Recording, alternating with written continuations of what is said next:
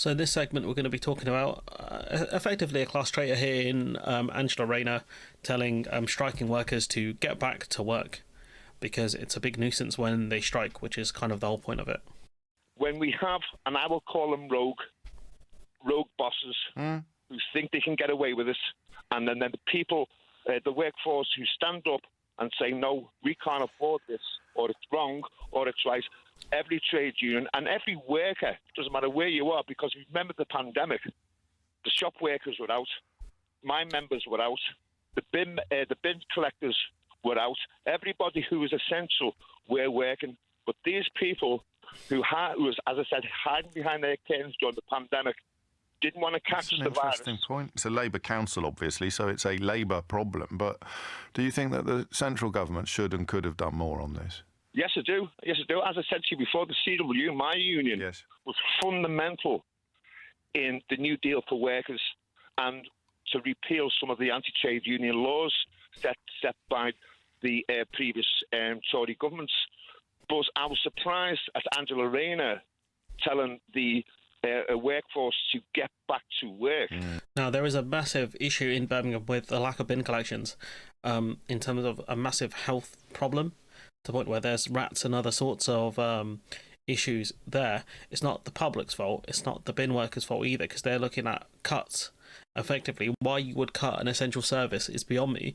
Now, Birmingham Council does have massive issues because the incompetence of, I think it was a former Conservative council, in terms of not paying women equally to men, and there was a massive court case against them and they lost. But cutting areas like this is just completely ludicrous, especially when we've already had massive amounts of austerity, cutting libraries and other kind of essential services. Why a council would go to this length, I don't know. When we are the party of the workers.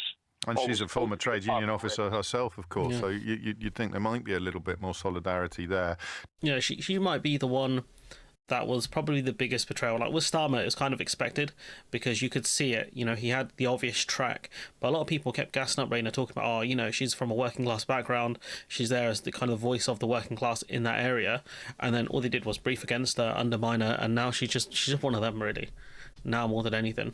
Timidity is a word you're going to hear me using a lot to describe this government in the coming days. Timidity is too generous. It's absolute incompetence and stupidity. That's what you're seeing here, because those people in Birmingham will probably not vote for Labour again. Let's be honest. Like this is probably the most outrageous issues you could face in any country, where they refuse to do bin collections. It's the basics of any kind of, not just a developed country, but any developing country, having basic sanitation.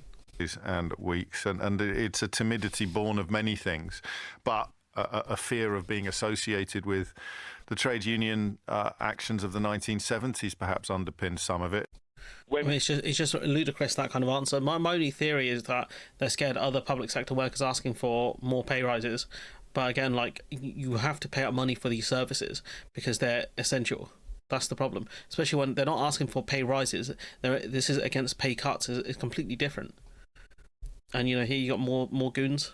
We think it's a good deal. We think that Unite should accept it. We think that they should call off the strike. So the reality of the situation is that they're looking at an 8k loss and also losing certain staff that are in charge of things like safety. All the people got to think about is, if someone comes along to you and says, I'm going to take £8,000 off you, what would you do? Well, as a percentage, it's massive, isn't it? It's basically a quarter of the pay that they say has been cut. But the council say they've made you a fair offer. It's either voluntary redundancy or you can go and job cuts. Work a different job. I mean, the best part, they say they made a fair offer. They'll give you £7,000 for the first year. I mean, they've dropped their wages now. Since January, they've dropped the wages down. So you can have 7,000, but you're losing 8,000. And that's every year. How long can you carry this on for? I'll carry it on as long as I can. So, this isn't about, even salary increases. This is just about people being against cuts. This is probably one of the dumbest things the council could do, cutting this sector, because it's so blatant when things are going wrong with bin collections. It drives people insane. Like, you got people having to go to the tip themselves, even though they pay council tax. This honestly, right, for no other party to go in there and just say, look, we'll clean up the mess. is beyond me. If there were local council, I don't know if there are council elections in Birmingham. There are, depending on where you live, across the UK. It's different every year. That's my message. I'll clean it up. We'll end these strikes. This is just incompetence from this council, but also from central government. But anyways, I'm going to leave it there. Let me know what you think in the comments below. Like, comment, share, subscribe. Support the channel on Patreon if you can, and hopefully I'll see you in the next one.